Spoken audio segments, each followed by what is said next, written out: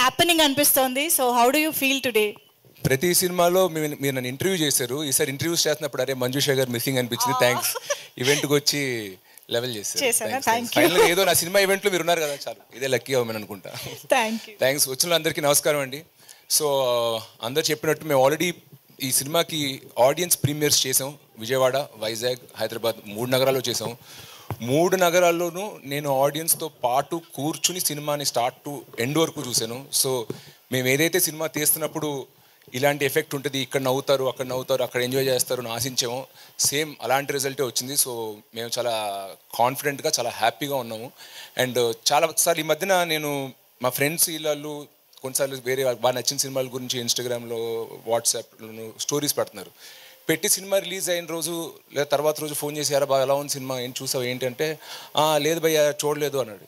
ఎందుకు అంటే, లేదు 2వ వారం చూద్దాం అనుకున్నాను. 2వ వారం ఎందుకని? మొదటి వారం టికెట్ ప్రైస్లు మరి కొంచెం ఎక్కువ ఉన్నాయి, అంటే 4-5 వెళ్ళాలి కదా, సో సెకండ్ వీక్ వెళ్తే వర్కౌట్ అవుద్ది అనుకున్నాను.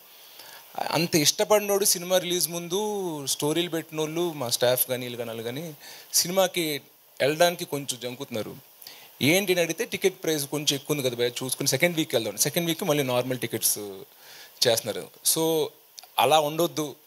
ఫ్యామిలీస్, కిడ్స్ని తీసుకుని అందరూ ఈ సినిమాని థియేటర్లో చూడాలని మేము తీసాము.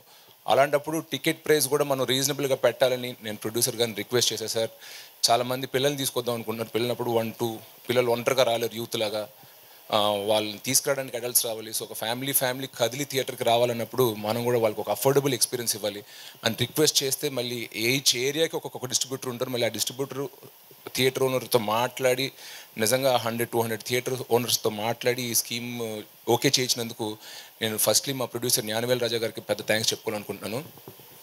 అండ్ అలాగే ఫ్యామిలీస్ కూడా ఈ సినిమాని థియేటర్కి వచ్చి చూసి ఎంజాయ్ చేస్తారని ఆశిస్తున్నాను.